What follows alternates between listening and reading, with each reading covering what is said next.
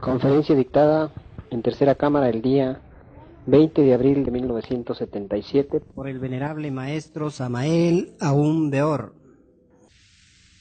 Vamos a comenzar nuestra plática de esta noche. Espero que todos los hermanos pongan el máximo de atención.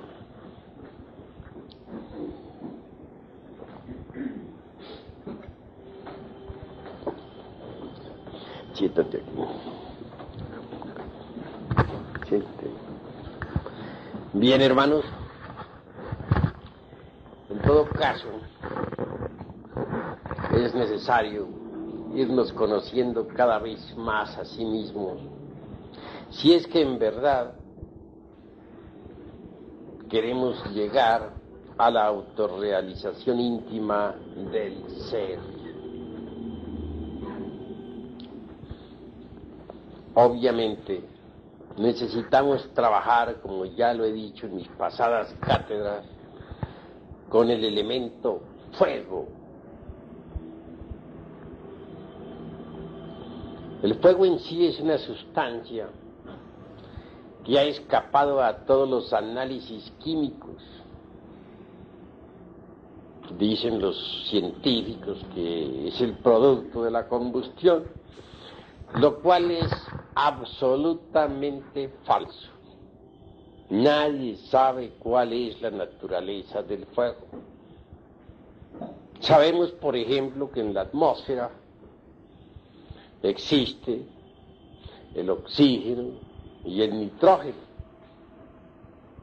No ignoramos que en el agua está el HO2, o sea, el hidrógeno y el oxígeno. Tampoco podemos ignorar que en la Tierra está el carbono. Pero, ¿cuál es en realidad la fórmula del elemento fuego?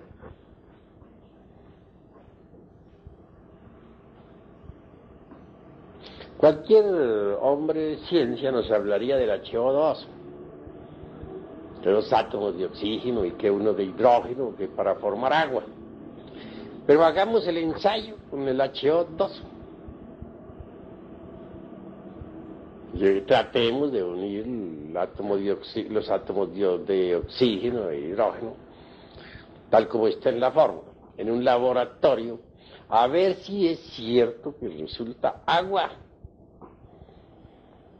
Obviamente que no. ¿Por qué? Porque falta algo. ¿Qué? El elemento fuego.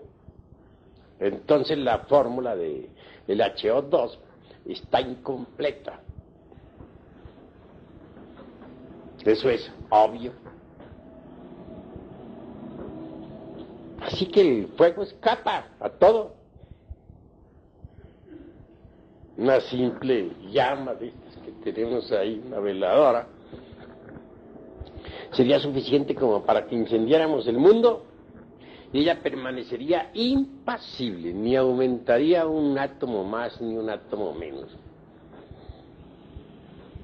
De cualquier veladora de estas sacamos otra veladora y otra y otra y otra y quemamos un depósito de gasolina, hacemos explotar un depósito de dinamita y sigue el fuego y quemamos el mundo. Y la veladora sigue igual, impávida, como si nada hubiera sucedido. ¿Qué clase de sustancia es esa?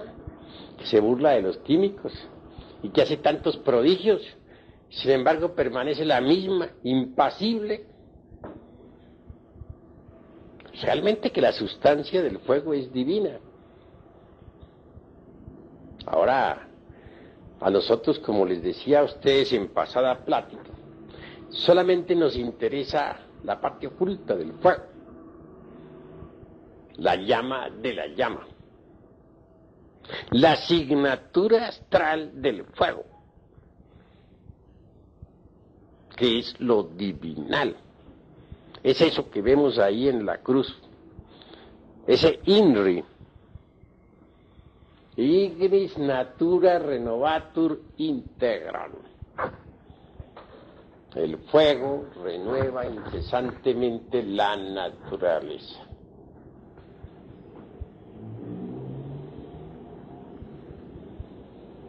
Así que la liberación del ser humano no es posible fuera del fuego. Solo trabajando con el fuego podríamos nosotros conseguir la liberación final. Los mundos, por ejemplo, no son sino granulaciones del Foab. Eso es obvio. La doctrina que nosotros enseñamos es la doctrina del fuego.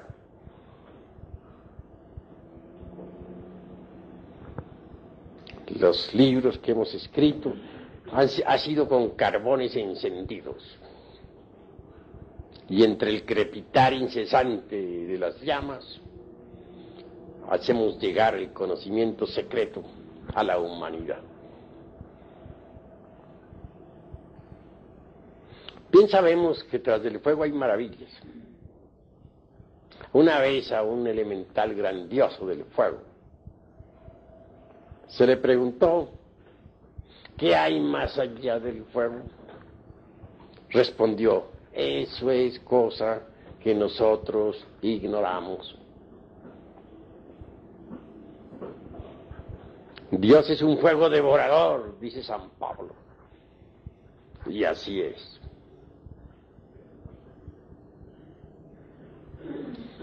En pasadas pláticas dijimos que habían dos unos.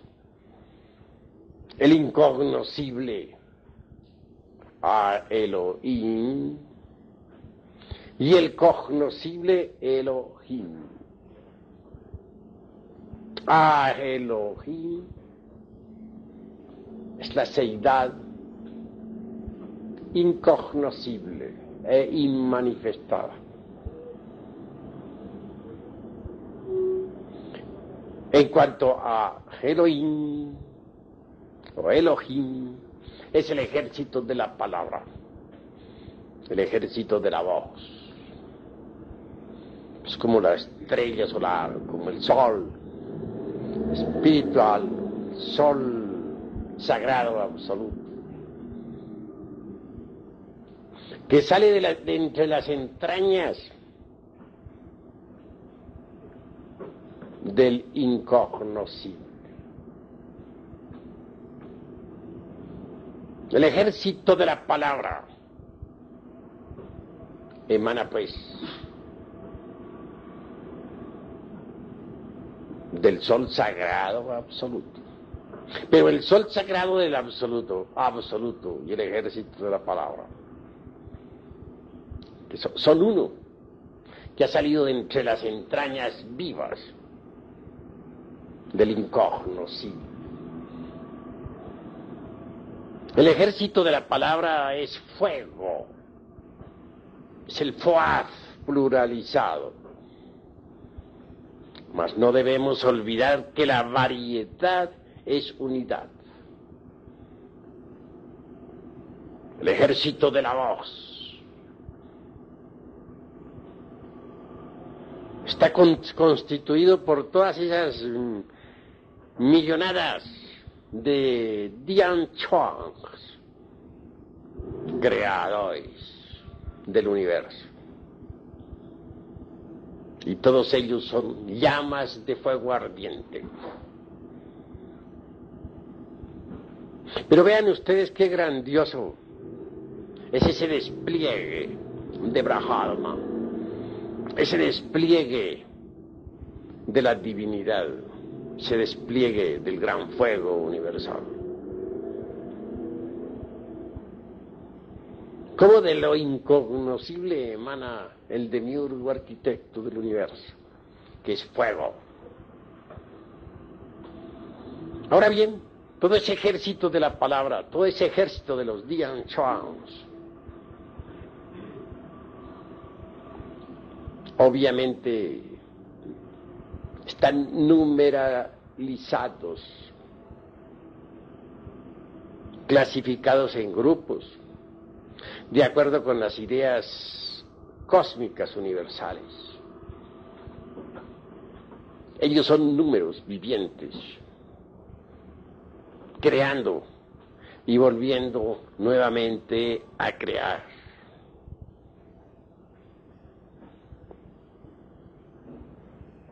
Conviene entender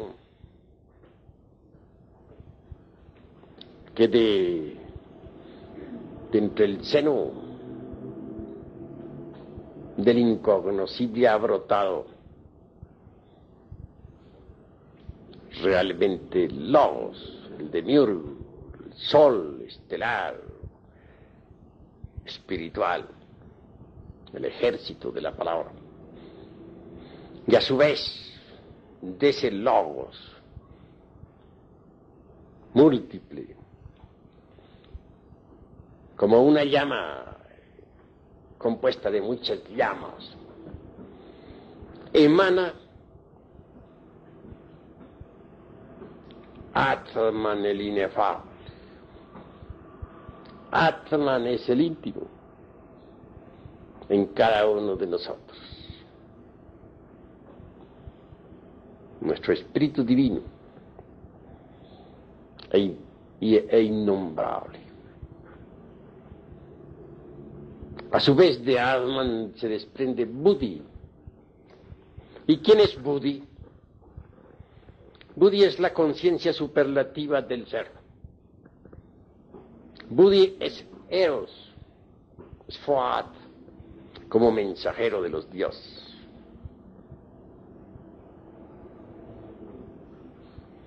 En los mundos superiores de conciencia cósmica, pueden los iniciados evidenciar el hecho concreto de que Atman siempre envía a Eros, o Fohat, o Buddhi, o la Valquiria, como diríamos en el lenguaje clásico de Wagner, a realizar determinados trabajos. De manera que Fohat o Buddhi es mensajero de Atman. Uno realmente se llena de éxtasis al comprender lo que es la realidad de Eros.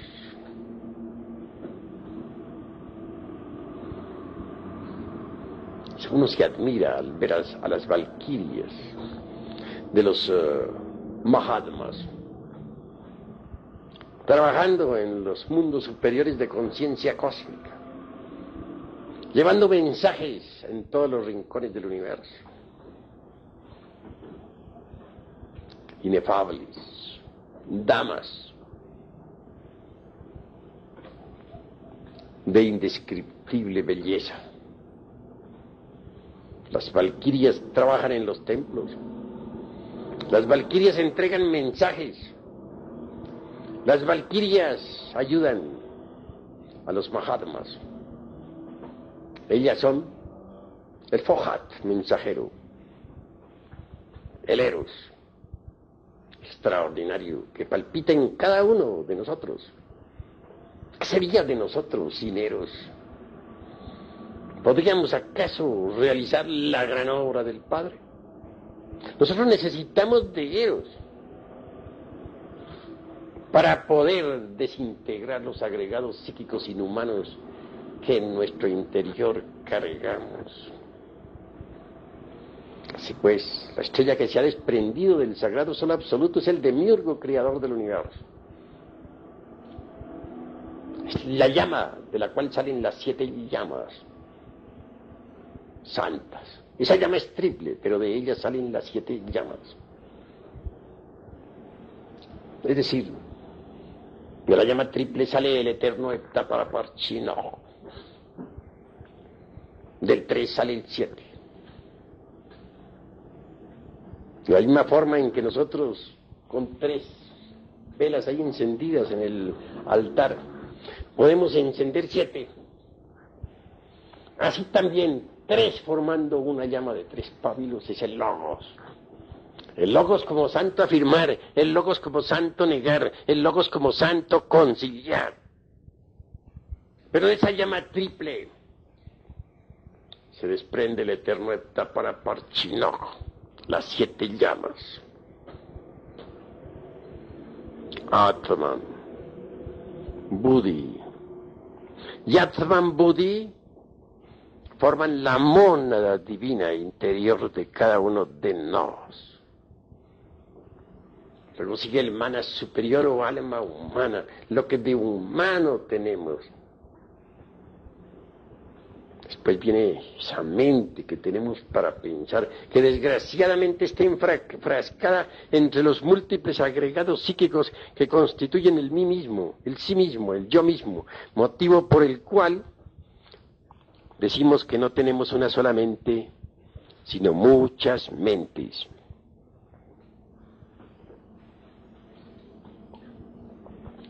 Es obvio que si la sustancia mental está embotellada entre distintos frascos, si se encuentra dividida entre los mismos, si la sustancia de la mente está enfrascada entre muchos yoes, pues entonces ya no hay una sola mente, sino muchas mentes, desgraciadamente. Pero lo que se esconde tras de todas esas mentes, el radical es fuego, que sería en realidad de verdad el cuarto fuego, porque el quinto está detrás de todas esas emociones que cargamos, y en el iniciado auténtico detrás en su cuerpo astral. La sexta llama está atrás del principio de la vida, es el prana, es el fuego, como prana o vida. Y el séptimo arde en la misma médula espinal de la secta gnóstica.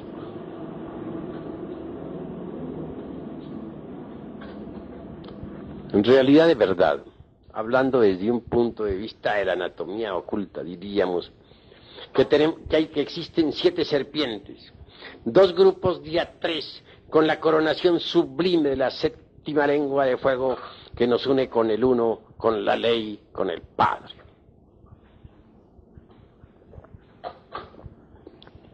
Si Atman recibe en realidad de verdad el principio ígneo del fuego, del incognoscible, por mediación del demiurgo creador del universo, no hay duda de que en Buddhi viene a crear todo contenido. Con justa razón se nos ha dicho que el Buddhi es como un vaso de alabastro fino y transparente a través del cual arde la llama de prajna. En el Buddhi, en el Eros, en la Valquiria, la doncella, la bella Helena de Troya, está contenido Atman, el inefable. Pero al fin y al cabo, Atman Buddhi como mónada son radicales.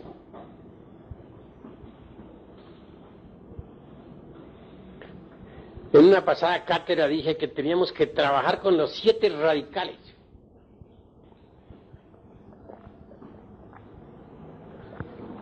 Y ya los hermanos creo que están informados de eso. Que son los 7 aspectos del fuego en nosotros. Las 7 lenguas de fuego en la anatomía oculta que emanan directamente del divino arquitecto del universo.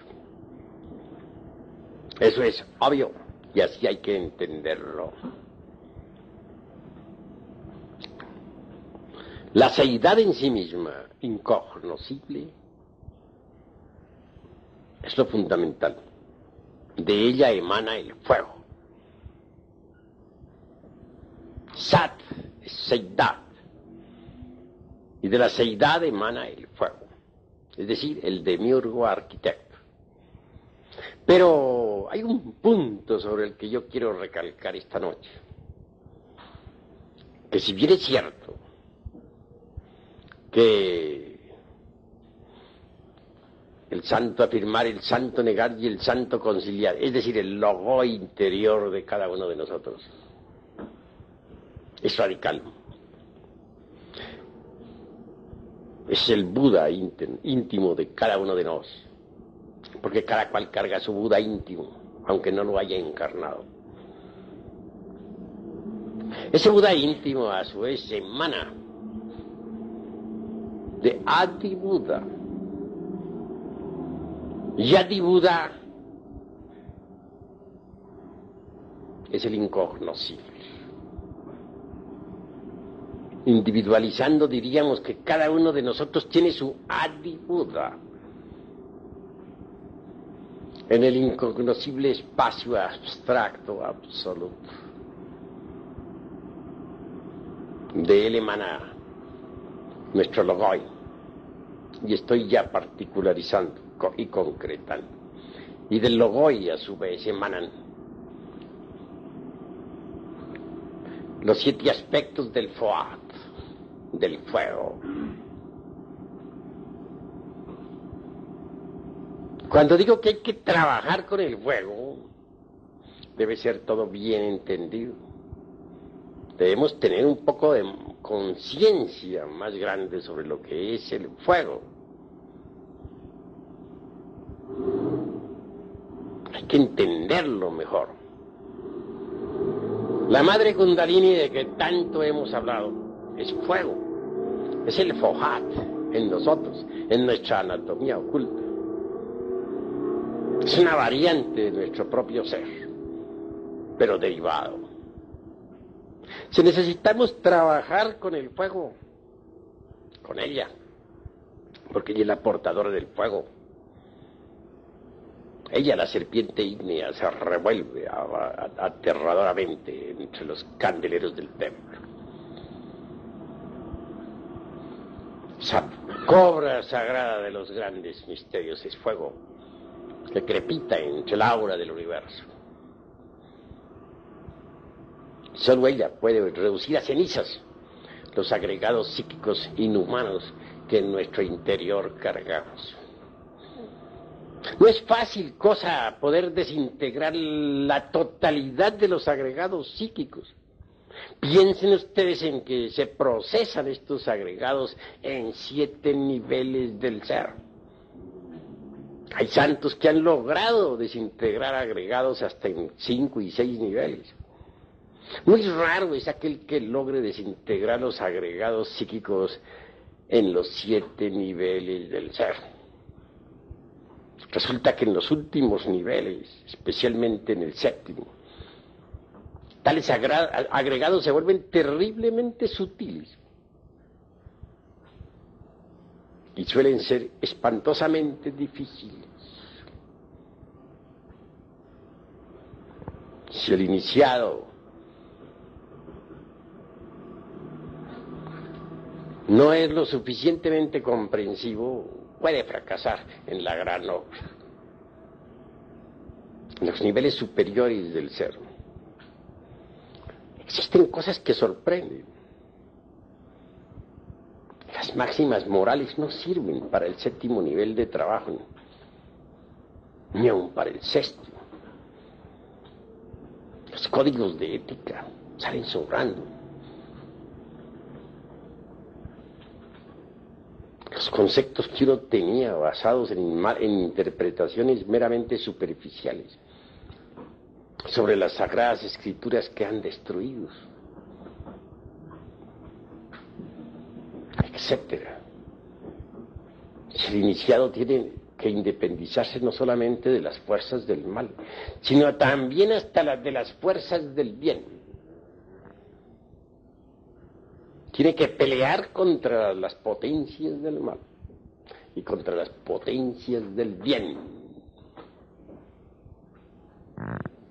En última síntesis, el bien se vuelve mal.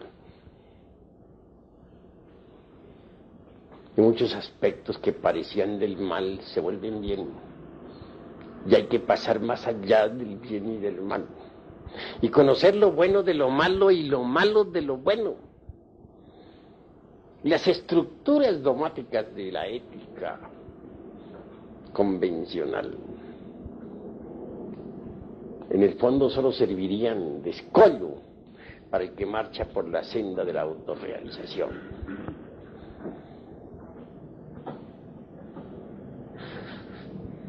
Esa es la cruda realidad de los hechos. Hay una tendencia de las gentes a interpretar todo a su modo, superficialmente. Y quien quiera trabajar ya en un séptimo nivel tiene que ser estrictamente comprensivo, pasar más allá de todo dogma y hacer un inventario de sí mismo para saber qué es lo que le sobra y qué es lo que le falta. Muchas veces una bella virtud puede servir de escollo al navegante. A veces hasta gemas muy preciosas de la espiritualidad sirven de obstáculo. Por eso es que es tan difícil poder desintegrar los agregados psíquicos en los 7 niveles del ser. Por eso.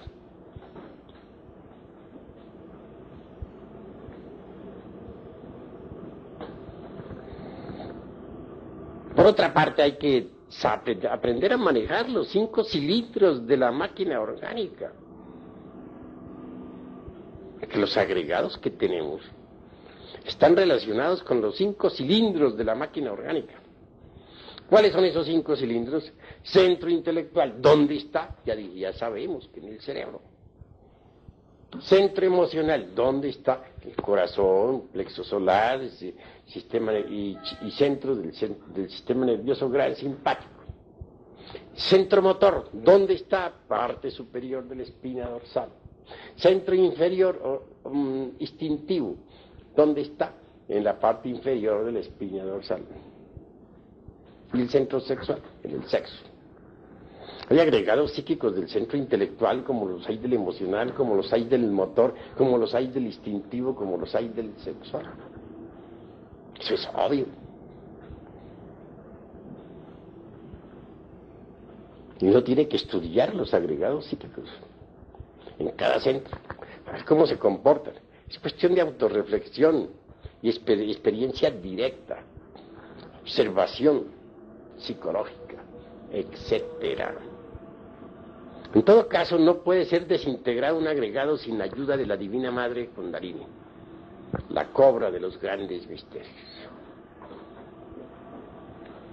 Y ella exige, para la desintegración de cualquier agregado psíquico, previa comprensión del defecto psicológico que queremos reducir a cenizas. Eso es obvio. Primero debemos descubrir el defecto y después trabajarlo. Necesitamos de la autorreflexión evidente del ser para llegar a la comprensión de fondo. Necesitamos de la meditación íntima, si es que queremos entender realmente tal o cual defecto. Pero una vez comprendido, hay que trabajarlo con la divina cobra sagrada de los grandes misterios. Solo así podríamos eliminarlo. Y repito, cualquier defecto está relacionado con algún centro de la máquina orgánica. Más con ayuda del fuego ese que viene desde el demiurgo creador del universo hasta la manifestación, a través de todos estos niveles del ser. Podemos reducir a cenizas cualquier elemento psíquico indeseable. No tienen que familiarizarse ustedes un poco más con el fuego. Aprender a sentir con el fuego, aprender a pensar con el fuego. Adorar el fuego, como lo hacen los parsis. Tanto los cristianos cuando exclaman Dios es un fuego devorador, como los parsis que adoran el fuego, como los miembros de cualquier tribu maya o tolteca o zapoteca o inca que rinden tanto culto al fuego. En el fondo pertenecen al más puro paganismo y al más delicioso esoterismo crístico. Mis caros hermanos, de entre los centros que nosotros tenemos en nuestro organismo, no hay duda de que el más difícil de controlar es el centro emocional. Porque el intelectual, aunque cueste trabajo, al fin con ciertas disciplinas más o menos lo vamos controlando. El motor, que es el que produce los movimientos, que está situado en la parte superior de la espina dorsal, es controlable también. Uno puede controlar los movimientos de su cuerpo, caminar si quiere caminar, levantar un brazo si quiere levantarlo o no levantarlo, si no quiere levantarlo. Arrugar el entrecejo o no arrugarlo. Es decir, todas las actividades del centro motor están bajo la voluntad. Pero el centro emocional es terrible. Esa cuestión de las emociones negativas, del sentimiento y de los sentimentalismos, etcétera, se torna difícil de poder controlar. En el Indostán, por ejemplo, dicen, comparan el centro emocional a un elefante. Un elefante loco, por ejemplo, ¿qué hacen en el Indostán para controlarlo? Le colocan de lado y lado dos elefantes sanos, cuerdos. Se los amarran para que no se vayan. Y entonces esos dos cuerdos logran al fin enseñar al loco a ser cuerdo. Y al fin el elefante loco queda cuerdo. Es un sistema que usan los indostanes. Está bueno. El centro emocional es un elefante. El intelectual es otro elefante. Y el motor, otro elefante. El centro motor instintivo sexual. Estos dos elefantes, el intelectual y el motor, pueden controlar al elefante loco de las emociones. Si en un momento queremos estallar así de desesperación o de angustia, es decir, nos hemos identificado con alguna emoción negativa y estamos mal, ¿qué debemos hacer? Acostarnos en la cama, relajarnos y poner la mente en blanco. Al relajarnos estamos actuando con el centro motor. Puesto que nos relajamos todo el cuerpo, aflojamos los músculos, toda tensión en el organismo. Y al poner la mente en blanco, es decir, al llevar a la mente a la quietud y el silencio, ¿qué sucede? El centro emocional no le queda más remedio que calmarse un poco, serenarse, y al fin el centro intelectual y el centro motor vienen a dominar al emocional. Son los dos elefantes cuerdos que vienen a domar al elefante loco.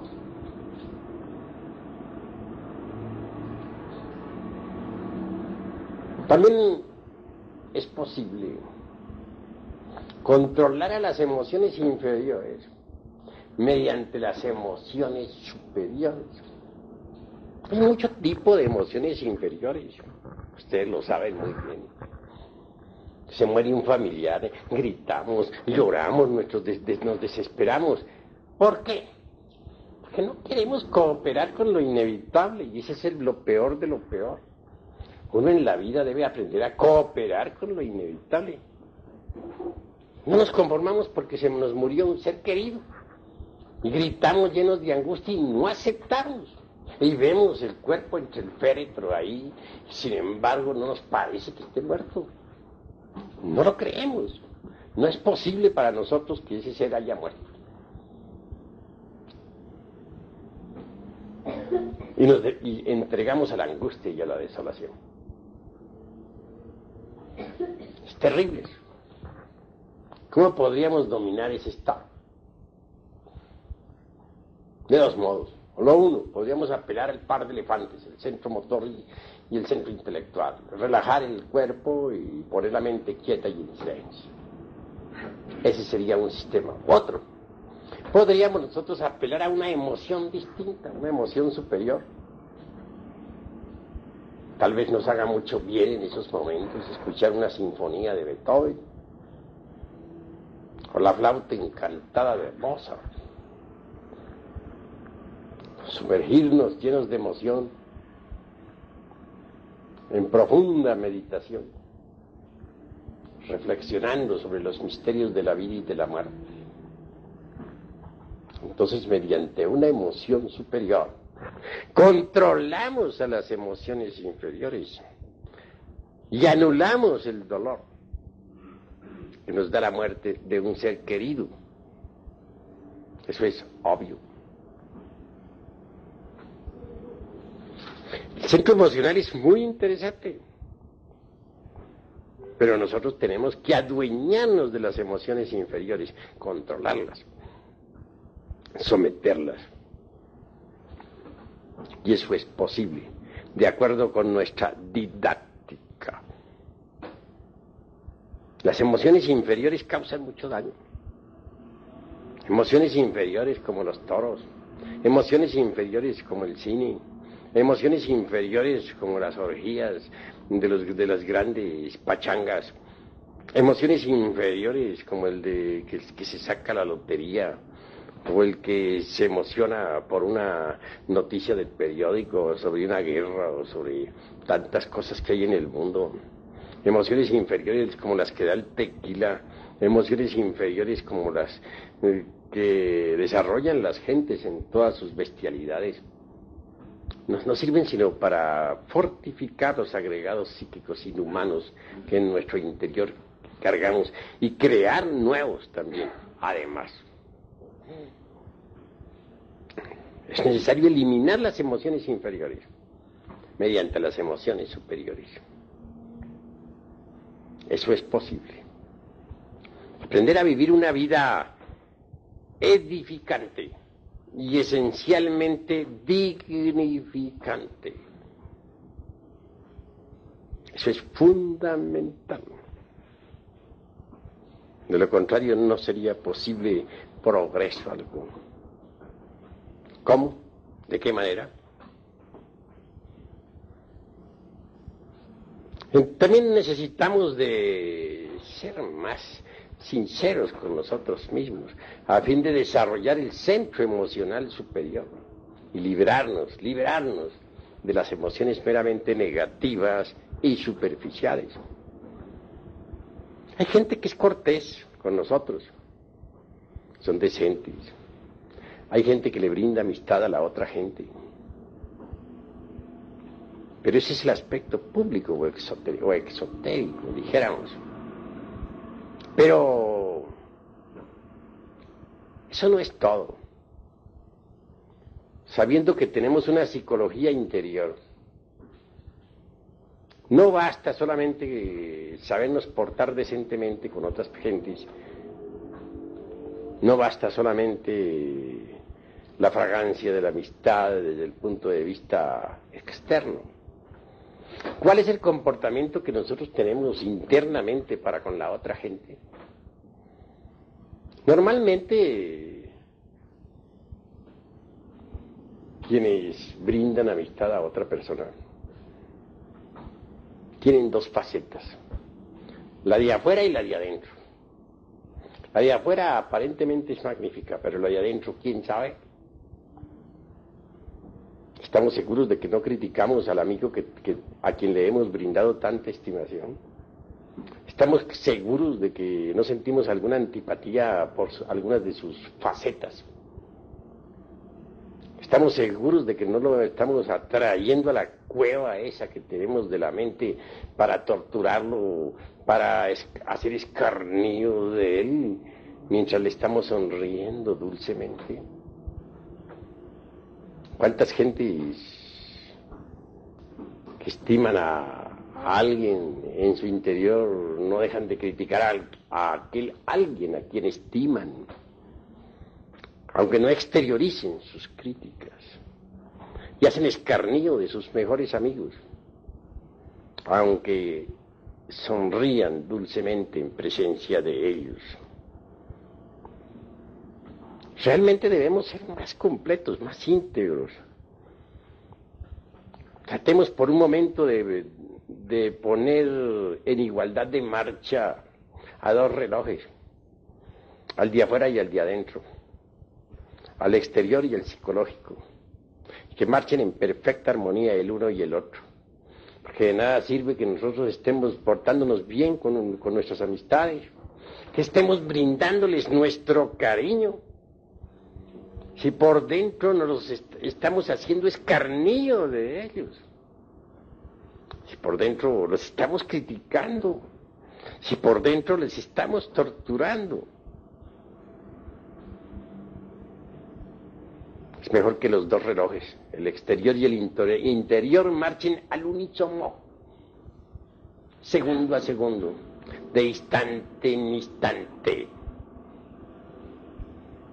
Debemos ser más completos, más íntegros. Dejar a la crítica mordaz, psicológica, interior, a gentes que estimamos. ¿Cómo es posible esa contradicción que estimemos una persona y por dentro le estemos criticando? Estemos hasta hablando bien de esa persona a quien estimamos, pero por dentro nos la estamos tragando viva.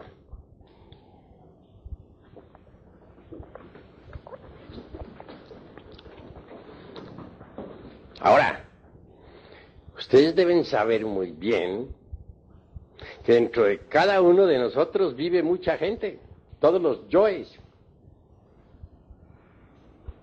Cuando uno agarra un yo de esos y lo estudia con el sentido de la autoobservación psicológica, puede evidenciar que tiene los centros intelectual, el centro emocional, el centro motor instintivo sexual, es decir, que posee los tres cerebros. Cualquier yo tiene mente embotellada, tiene voluntad embotellada, es una persona completa.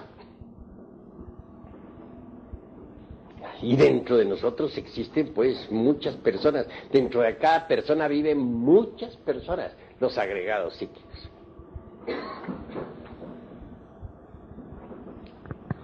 Así, cualquier amistad que tengamos nosotros merece que sea debidamente, dijéramos, tratada. ¿Tienen ustedes un amigo, por ejemplo? Hay cosas del amigo que les gustan a ustedes y hay cosas que les disgustan a ustedes.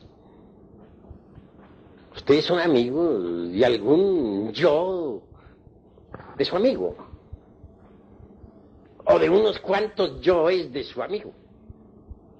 Pero hay otros yoes de su amigo que les molesta a ustedes, que les causa antipatía. Porque tenemos que tener en cuenta que dentro de cada persona se manifiestan muchas personas. Ustedes suelen hacer amigos de determinados agregados de tal o cual amigo, de tal o cual persona. Pero no son amigos de todos los agregados del amigo ese en cuestión. Por eso dicen, hay cosas de este amigo que me gustan, hay cosas que me disgustan, tiene cosas buenas, tiene cosas malas. Esa es la forma que nosotros tenemos para hablar. Sí, depende del tipo de agregado que esté en un momento dado hablando. Entonces la amistad que sentimos por otros no es completa.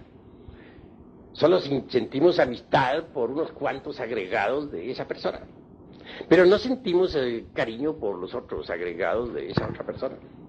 Puede que a esa persona a quien física, físico-psicológica, a la cual estimamos, puede que tenga agregados psicológicos que no estimamos.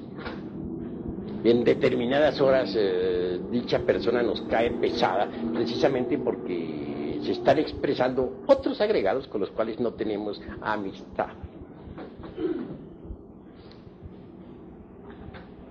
Esa es la cruda realidad de los sexos. Si tuviéramos un yo permanente, diríamos, soy amigo de fulano de tal, en forma total, completa. No le encontraríamos peros ni tachas de ninguna especie. Pero resulta que no hay un yo permanente, sino muchos. Entonces, a cuál agregado de esos, o a cuál yo de esos, del sujeto XX es que nosotros estimamos? No será a todos. Por eso necesitamos ser comprensivos en esto de la interrelación. ¿Por qué pelean los amigos? Sencillamente porque de pronto interviene dentro de la personalidad un agregado que no es amigo del amigo. Entonces viene la discordia. Pero si luego ese agregado se retira e interviene otro que sí es amigo del amigo, hacen las paces. ¿Qué fatuos son entonces las amistades? No son completas. Y no son completas porque no son comprensivas. No entienden esto de la pluralidad del yo. Si no, serían completas. Sabrían disculpar los defectos del amigo y no riñirían con él. Falta ese conocimiento para que nosotros no riñamos con nuestros amigos, hacernos más conscientes de eso. Así mejoramos nosotros la interrelación, la convivencia. Existen simpatías que podríamos decir son mecánicas y antipatías mecánicas. Ni una ni otra sirven porque son mecánicas. A veces decimos fulano de tal me cae gordo. ¿Pero qué es lo que nos cae gordo de fulano de tal? Un agregado psíquico que posiblemente no es amigo de nosotros. Eso es todo. Nosotros no debemos tratar, pues, de hacer una simpatía a la fuerza con alguien que antipatizamos, sino, ante todo, descubrir cuál es la causa de la antipatía. Cuando descubrimos a base de reflexiones que esa antipatía es mecánica, la antipatía desaparece entonces por sí misma y queda la simpatía. Pues, ¿cómo podríamos, o qué base podría servirnos para llegar a la conclusión de que una antipatía es mecánica? Yo digo que sencillamente comprender la pluralidad del yo. Es indubitable que dentro de toda persona viven muchas personas. Hay veces que en determinada gente, por ejemplo, en determinados sujetos se expresa algunos agregados que no nos gustan. Esto es mecánico. Reflexionemos en que dentro de esa persona que nos cae gorda, también hay agregados que pueden simpatizar con nosotros y ser serviciales y amigos. Que no todos los agregados que se manifiestan en un sujeto XX son desagradables para nosotros. Pueden manifestarse en un XX fulano que no nos gusta, agregados que sí nos gustan. Si reflexionamos en eso, comprendemos este punto de vista de la pluralidad del yo. Desaparece la mecanicidad, la mecánica antipatía, que es tan perjudicial porque desarrolla cada vez más y más los elementos psíquicos inhumanos que están relacionados con el centro emocional negativo. Cuanto más fallamos nosotros eliminando los agregados del centro emocional negativo, más y más se irá desarrollando en nosotros el centro emocional superior. Pero digo que el centro emocional superior es grandioso. Es más poderoso que el intelecto. Con el centro emocional superior podemos nosotros comprender la naturaleza del fuego. Los libros sagrados están escritos con carbones encendidos, es decir, con fuego. El lenguaje de la Biblia, por ejemplo, es parabólico. Es el lenguaje del centro emocional superior. Las experiencias místicas e incorpóreas obviamente son parabólicas y solamente se pueden entender con el centro emocional superior. Los misterios de la vida y de la muerte son perfectamente cognoscibles mediante el centro emocional superior. Eso es obvio. Les he dicho a ustedes que la mónada de nosotros es lo más importante. Que cuanto más vayamos eliminando los elementos psíquicos inferiores, más y más iremos recibiendo las radiaciones de la mónada. Esta mónada es Atman Buddhi. Atman es el inefable. Él recibe la fuerza que viene del demiurgo creador. El demiurgo a su vez la recibe de Adi Buddha, la seidad incognoscible. Atman, como desdoblamiento del divino arquitecto del universo, es inefable. Es lo que se llamaría el Paramatman o el Chivatadva.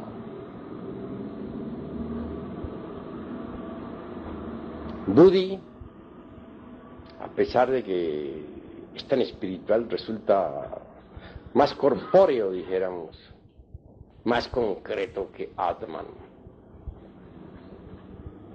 Buddhi Eros, como principio ígneo. Obviamente se va haciendo cada vez más evidente para nosotros. Sus radiaciones nos van llegando cada vez más y más hondo, a medida que vayamos disolviendo las emociones negativas del centro emocional, y conforme el centro emocional superior se vaya desarrollando. Atman Buddhi es la mónada, la realidad dentro de nosotros, lo que cuenta, el ser real en nosotros. Nosotros tenemos que luchar eliminando emociones negativas para ir acercándonos cada vez más y más a la mónada. Y la mónada precisamente nos ayuda porque de Buddhi emana Eros, esa fuerza sexual extraordinaria con la que nosotros podemos desintegrar los agregados psíquicos en la forja de los cíclopes. ¿Qué sería de nosotros sin Eros? A Eros se opone Anteros, las potencias del mal, que no están fuera de nosotros, sino dentro de nosotros, aquí y ahora. Son todos esos agregados del centro emocional inferior, el Anteros.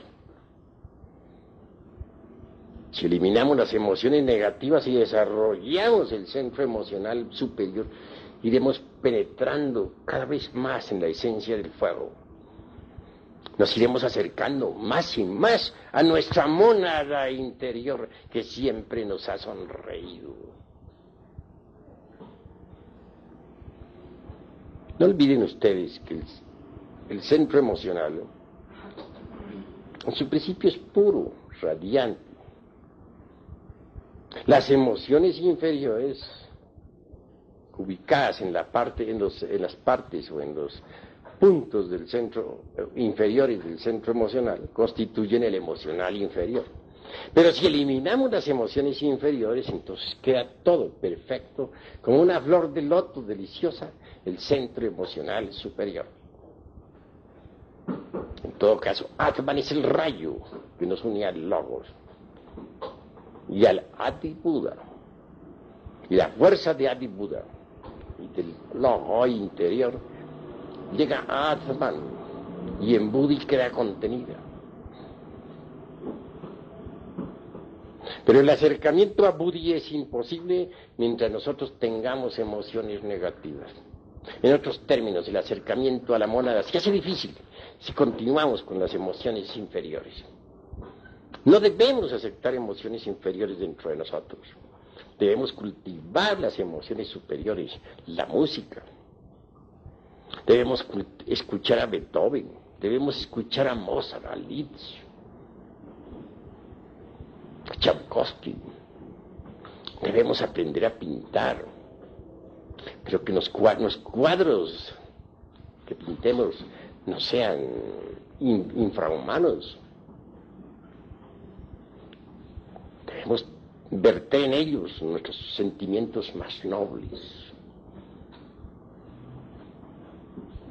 Todo lo que nosotros hagamos debe ser dignificante y esencialmente edificante.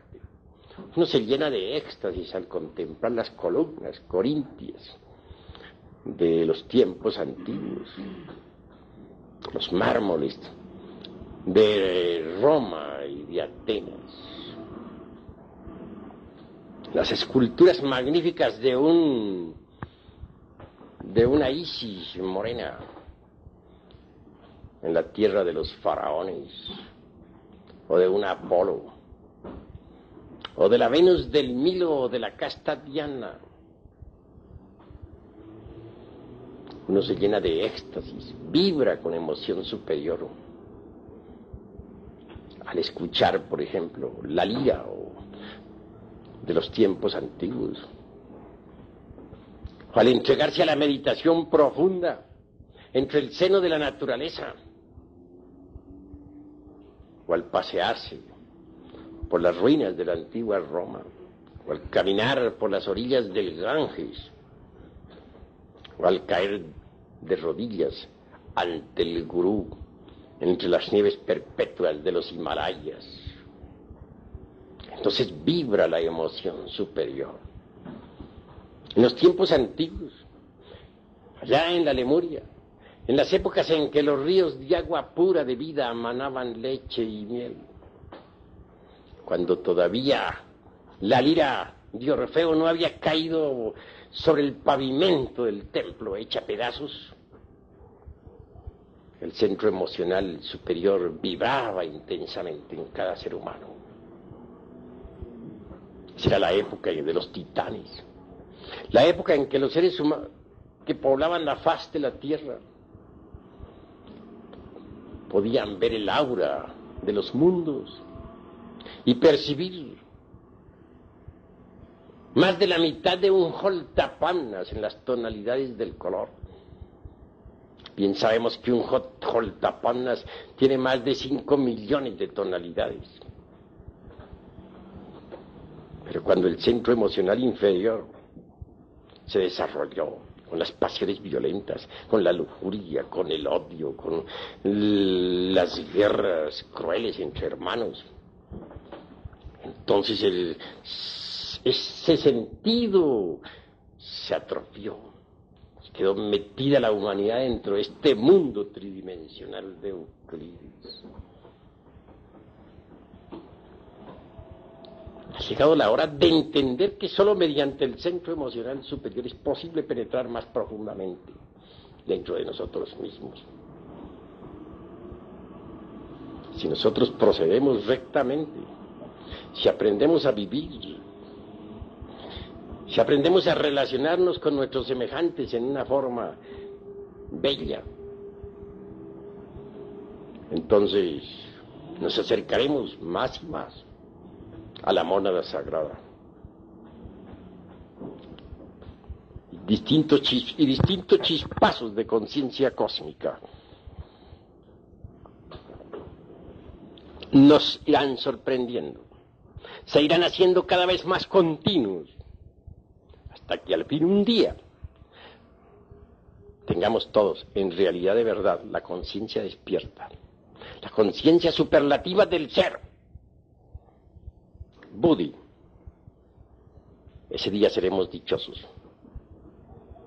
En ese delicioso mañana, las vibraciones de Buddhi nos saturarán totalmente. Y sabremos vivir de verdad en estado conscientivo perfecto. Hasta aquí esta cátedra. Ahora doy plena libertad para que los aquí presentes interroguen, hagan preguntas sobre el tema, pero sin salirse del tema.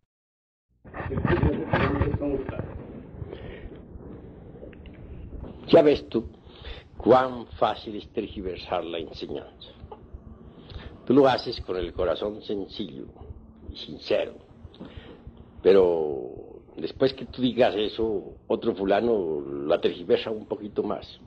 Y el tercero la sigue tergiversando más. Y cuando la enseñanza llegue a toda la América, ya se estará diciendo, Samael Aún Beor está contra las virtudes, no más virtudes.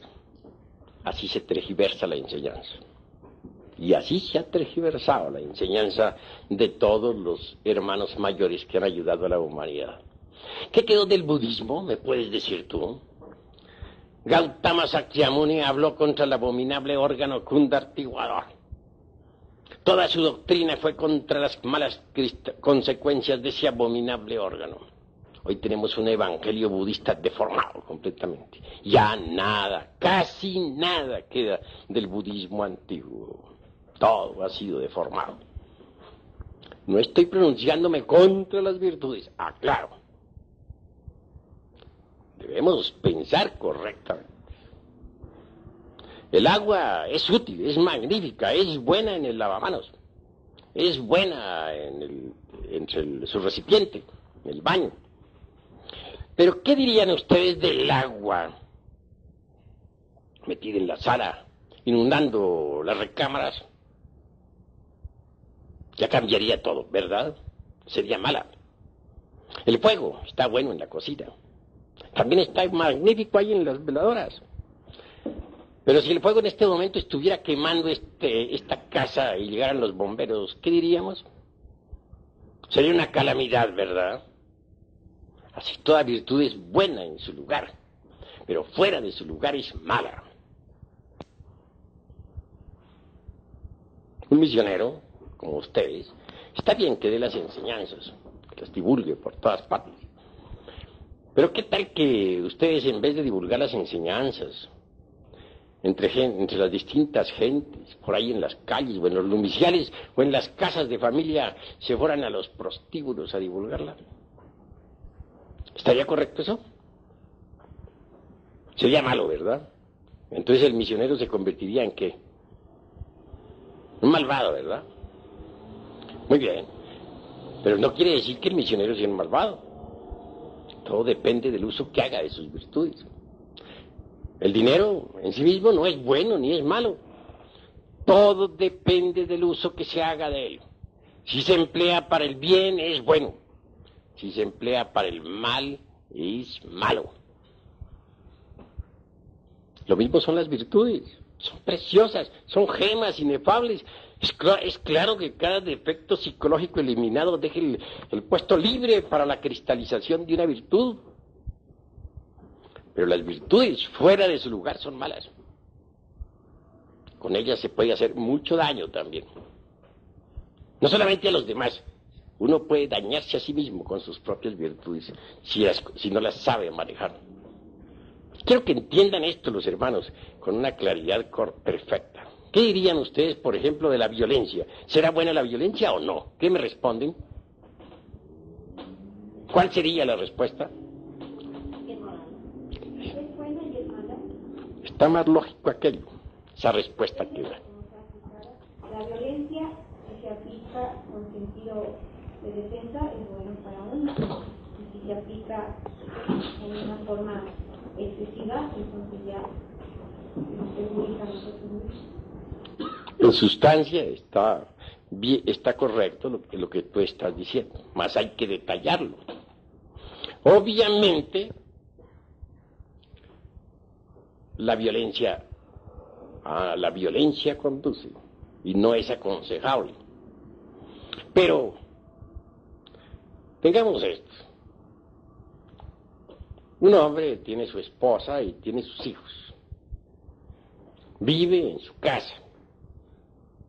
Tiene hijas también, ya grandes, señoritas. De pronto un grupo de bandidos resuelve asaltar la casa para violar a su esposa y violar a sus hijas y todo.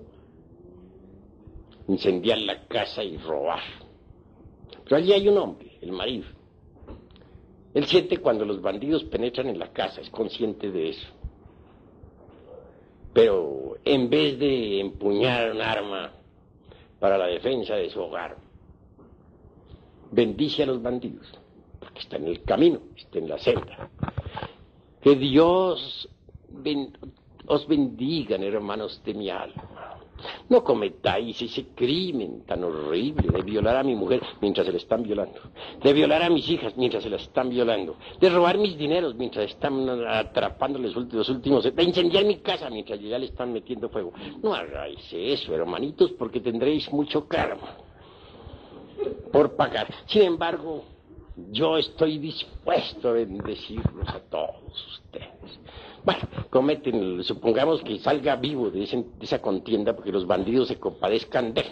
Bueno, ¿cómo quedaría ese hombre ante las autoridades y ante la divinidad? Las autoridades creo que lo juzgarían por cómplice del delito. Hay un delito, eso está ya visto en el Código Penal. Ese hombre merece la cárcel, ¿verdad? Por cobarde y porque se ha convertido en cómplice del delito. Es obvio, que merece la cárcel. Se ha convertido en cómplice, es un cobarde. Entonces, ¿cuál es el deber de ese hombre ahí? Está en la senda, es iniciado, quiere ser Mahatma y no sé qué más. ¿Cuál es su deber?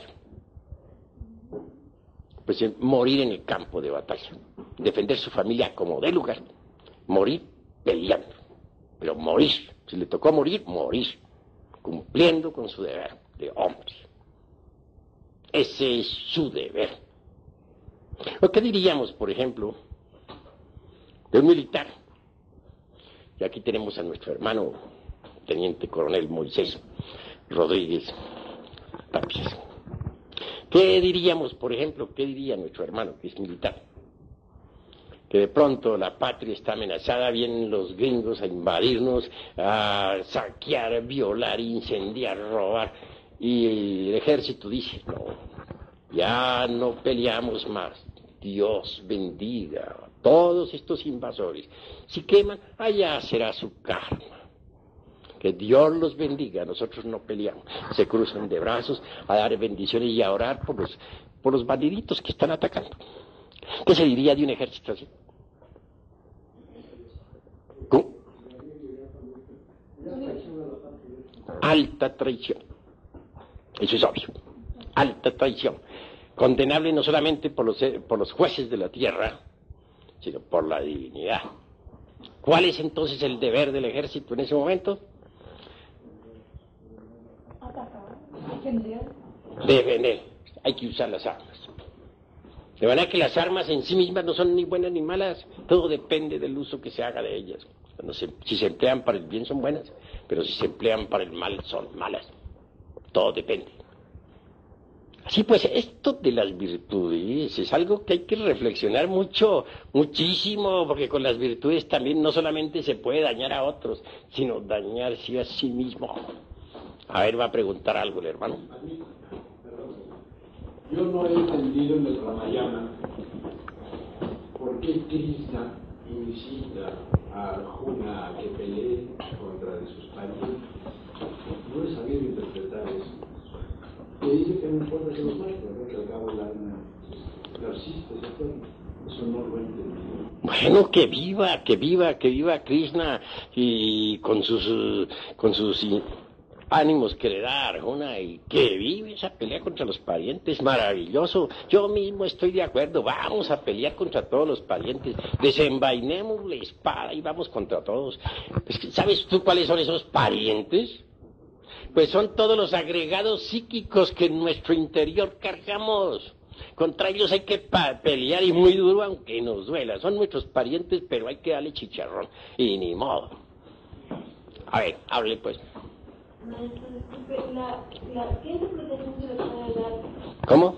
¿Qué interpretación podemos dar a la pregunta evangélica de que si se dan en una mejilla con la otra? Eso sí, yo les aseguro que si alguien viene y me suena, pero yo le pongo la otra para que me suene más duro. No hay problema.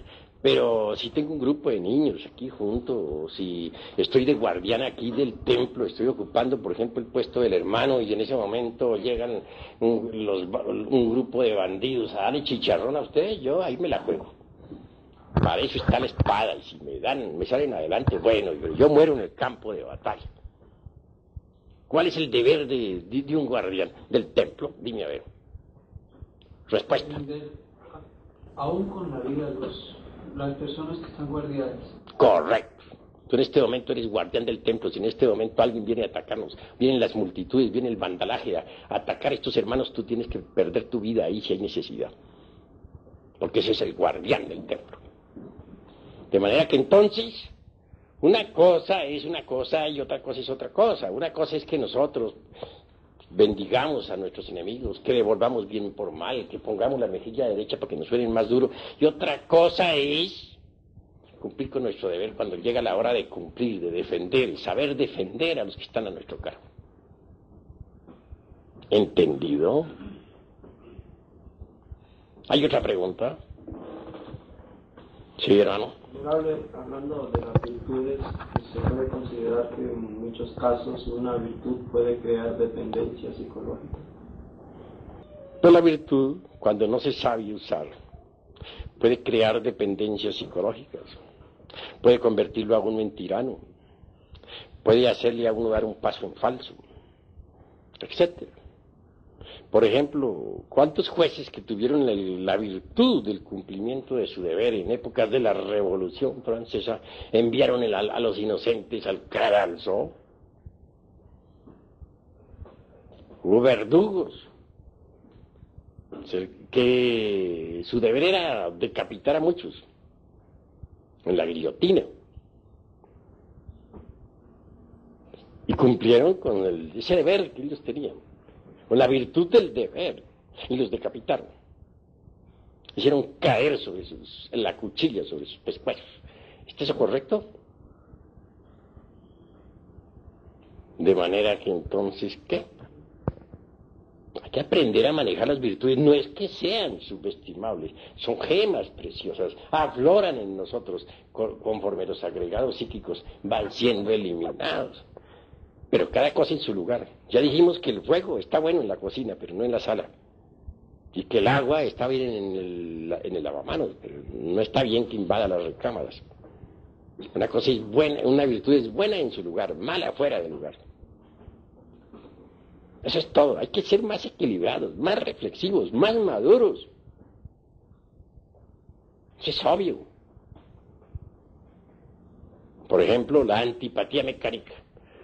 Es absurda, pero de nada sirve que luchemos contra la antipatía mecánica, de nada sirve, por ejemplo, que digamos, esta persona me cae gorda, pero como estoy en la gnosis, voy a ver cómo me amo amigo de esa persona, y forzarse, y sonreírle artificiosamente, y resulta que esa sonrisa resulta más que sonrisa, una mueca trágica. No, lo que hay es que hacerle la disección a esa antipatía mecánica, a ver por qué nos cae gorda esa persona. Esto requiere mucha autorreflexión, mucha autoobservación psicológica, mucha meditación, y al fin venimos a descubrir la causa. Una vez que hayamos descubierto esa causa, la desintegramos con ayuda de la Divina Madre Kundalini, con ayuda del fuego sagrado. Y entonces aflora en nosotros la virtud de la simpatía hacia esa persona. Una virtud, simpatía hacia esa persona que antes nos caía gorda. Hay que hacerse pues conscientes de todo, vivir una vida consciente, una vida más madura, menos mecánica. A ver, hermano. Maestro, la virtud se puede aprender. ¿Aprender? Pues hombre, jamás. Son gemas preciosas o flores del alma que nacen en nosotros cuando hemos eliminado tales o cuales defectos psicológicos. Tengamos, por ejemplo, que eliminamos nosotros la ira, surge en nosotros la dulzura. Que eliminamos la lujuria, en su reemplazo sí surge la virtud de la castidad. Que eliminamos el odio, en su reemplazo surge la virtud del amor. Y conforme vayamos eliminando estos defectos psicológicos, las virtudes van surgiendo en su lugar. Por eso decimos que necesitamos cristalizar alma en nosotros. Y el alma es puro fuego universal. Es fuego. Ese fuego divino, ese fuego inefable debe ir cristalizando poco a poco en nosotros. Pero no podríamos hacer cristalizar el alma en nosotros si no eliminamos los defectos de tipo psicológico. A medida que vayamos eliminando cada agregado psíquico, en su reemplazo irá cristalizando ya una virtud, ya un poder, ya una ley, etcétera. Eso se llama cristalizar alma. Y al fin, cuando todos los agregados psíquicos estén eliminados, solo quedará en nosotros el alma. Hasta el mismo cuerpo se volverá alma. ¿Qué es el cuerpo de un mutante? Es un cuerpo ya convertido en alma. Pero para cristalizar el alma en nosotros, que es puro fuego vivo,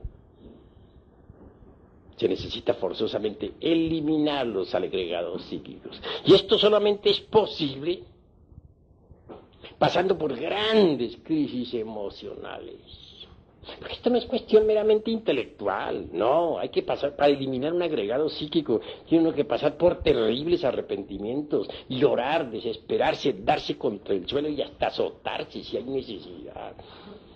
Hay que sufrir muchísimo, arrepentirse, pasar por terribles, repito, amarguras.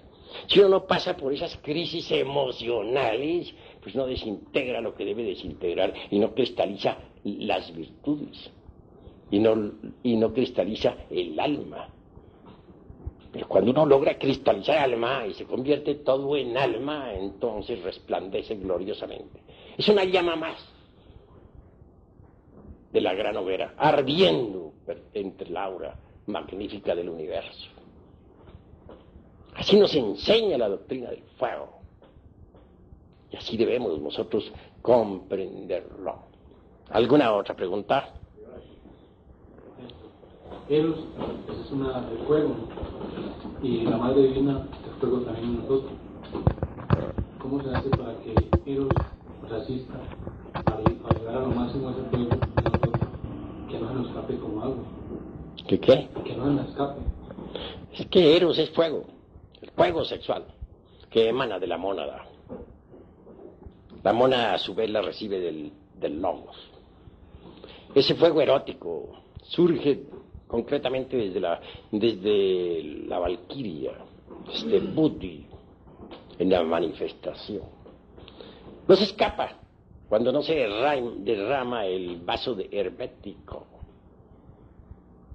cuando el vaso que contiene el aceite permanece incólume. Pero si se derrama el vaso de Hermes, ese fuego erótico se escapa, se pierde, y entonces ¿con qué vamos a trabajar? Nosotros necesitamos del poder de la mónada, si es que queremos lograr eliminar los agregados psíquicos. Así se debe entender, así se debe comprender. ¿Hay algo más que preguntar? Sí. ¿Hasta dónde ese fuego se debe agitar? ¿Se debe qué? ¿O hasta dónde se debe trabajar con ese fuego? ¿Debe ser de forma también técnica? ¿O se puede llegar hasta agitarse ese fuego? El fuego se manifiesta o se debe usar, para ser más claro, durante todo el trabajo esotérico de forma perfecta, rítmica, porque hay tiempos de plus y hay tiempos de minus, hay tiempos de mahambantaras particulares y tiempos de mahapralayas particulares, tiempos de actividad y tiempos de reposo. A cada época de actividad debe sucederse una pausa magnética creadora. Que todo existe el biorritmo. A ver, hermano. Maestro, volviendo a lo de la crisis emocional. emocionales que usted mencionaba, ¿sería congruente que una persona que esté interesada realmente en realizar la gran obra pidiera a su ser lo hiciese pasar por esa crisis emocional? El ser es el ser y tiene muchas partes. ¿A cuál parte del ser te estás refiriendo? Por lo menos hacia el entrenador psicológico, a la nubis particular.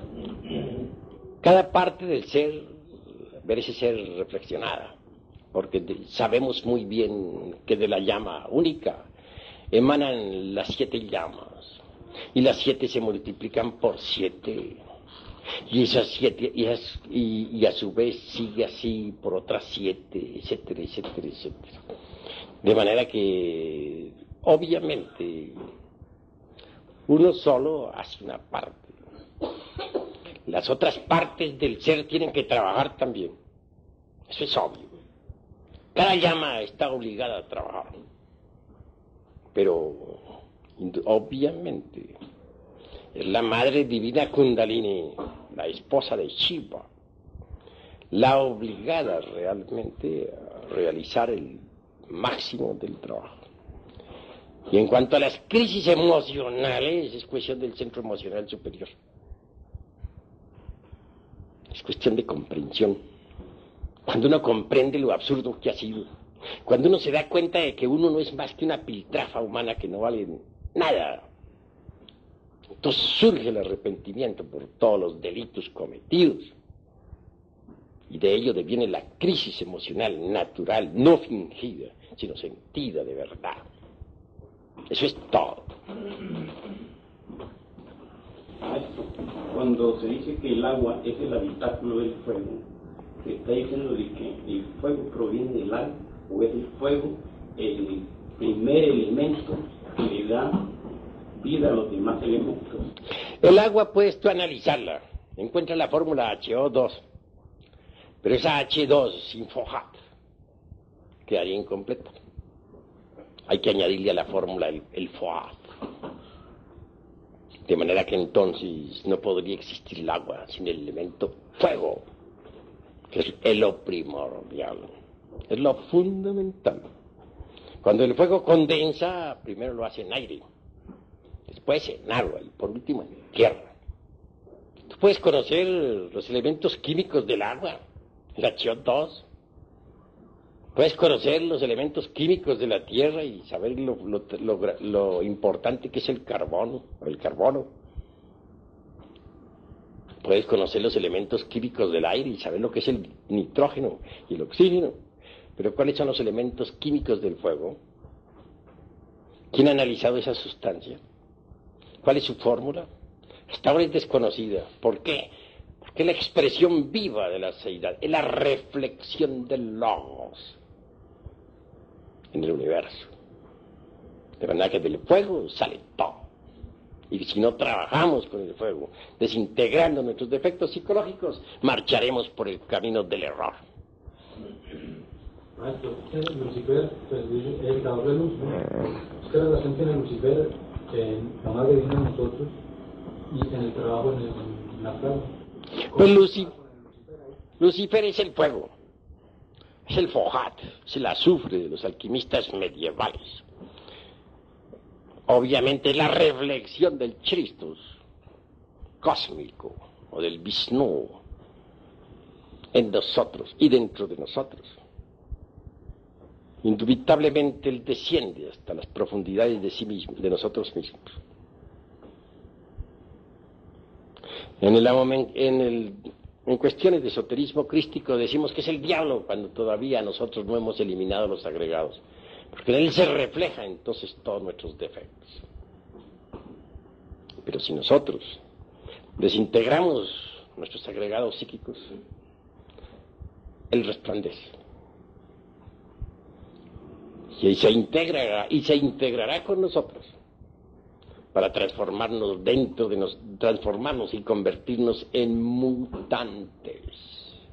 ¿Qué es un mutante? Es un hombre integrado con Lucifer. Eso es un mutante.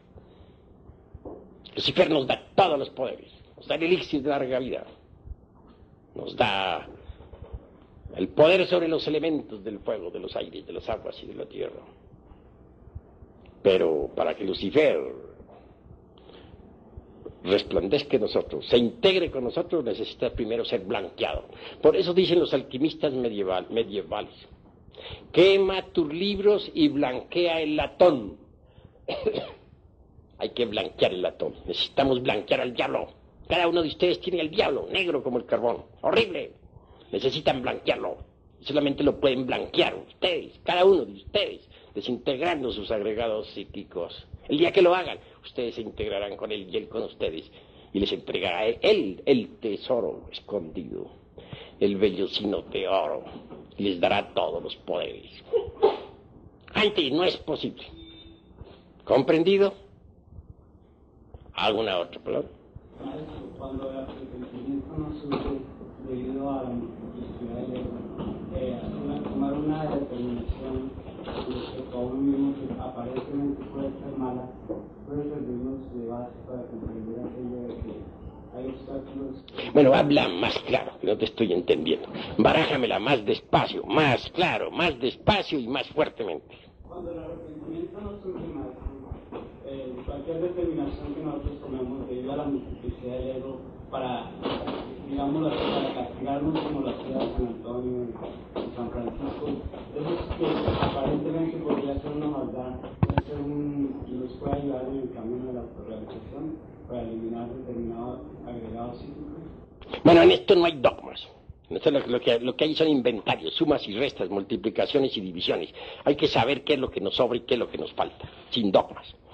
En primer lugar, lo que se necesita es saber si no surge el arrepentimiento en nosotros. Si verdad no surge es porque somos perversos. Porque cuando surge en nosotros es porque todavía no hay perversidad. Pero si no surge, somos demasiado malvados, demasiado perversos. Y, obviamente, mis queridos amigos, ¿qué hay en el arrepentimiento?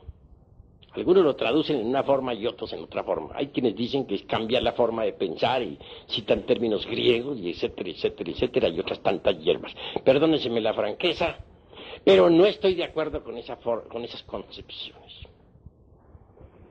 Cuando uno en realidad de verdad se enfrenta a su propia mónada divinal, que emana del sagrado sol absoluto, y mira hacia abajo lo que tiene en el fondo y se da cuenta de todas sus barbaridades, hay arrepentimiento. Trabaja con arrepentimiento, pasa por las emociones, y pasa por las crisis emocionales. Pero cuando uno se ha alejado tanto del sagrado sol absoluto, que ya las emanaciones, las ondulaciones cósmicas del sagrado sol absoluto no le llegan, porque está demasiado desviado, alejado, caído en la magia negra, es un caso perdido. En ese caso es un malvado. Y ese malvado tendrá que castigarse mucho a sí mismo. Necesitará pasar por horribles penitencias, obviamente. Necesitará ser muy sincero consigo mismo, demasiado sincero, a fin de que pueda en verdad desintegrar los agregados psíquicos inhumanos que en su interior carga. Pero ante todo, si no le ha llegado el arrepentimiento es porque es un malvado, perverso. Ha llegado a la perversidad, porque una cosa es la maldad y otra la perversidad. El perverso ya no tiene remordimiento ni arrepentimientos. Es un caso perdido. Ya no lo tocan las ondulaciones cósmicas del sagrado sol absoluto. Por eso no siente ni remordimiento ni arrepentimiento. Se vuelve cínico y se convierte en habitante del reino mineral sumergido. Ingresa en el mundo de 96 leyes. Eso es todo. Pero, ¿cómo hacer en ese caso para lograr que el que no tiene arrepentimiento se arrepienta? Repito, necesitará apelar a mucha fuerza de reflexión para analizar sus defectos psicológicos y hasta hacer ciertas penitencias rigurosas y disciplinarse, etc. Bueno, he dicho. ¿Alguna otra palabra? ¿Alguna otra pregunta? Gracias a la pregunta de Lucifer, quería saber esto, he tenido esta inquietud. Uno encuentra que, según nos dice usted, en promedio tenemos un 3% de conciencia libre, ¿no? En promedio. Eso podría decirse que hay una parte de nuestro Lucifer que no está negro. Entonces, si vemos, pongamos como al Fausto en esto, ¿y cómo llama a su Lucifer, su divino demonio? No hay una fórmula exacta para uno trabajar con él o para uno invocarlo y que siga Dios. Bueno, eso que detrás de esa pregunta hay un resorte de curiosidad, en el fondo. En el fondo hay un resorte de curiosidad. ¿Te gustaría trabajar con él sencillamente porque se ha oído hablar tanto sobre él? Habla Goethe, habla el doctor Fausto, encantador y mago. Se citen tantos textos que bien vale la pena intentar alguna amistad con él. Pero pregunto a los aquí presentes, ¿hay alguno que ya esté tan preparado como para trabajar con el señor Lucifer? Seamos sinceros, ¿cuál de ustedes está preparado? Ninguno, ¿verdad? Primero démonos el lujo de morir y luego vendrá lo demás.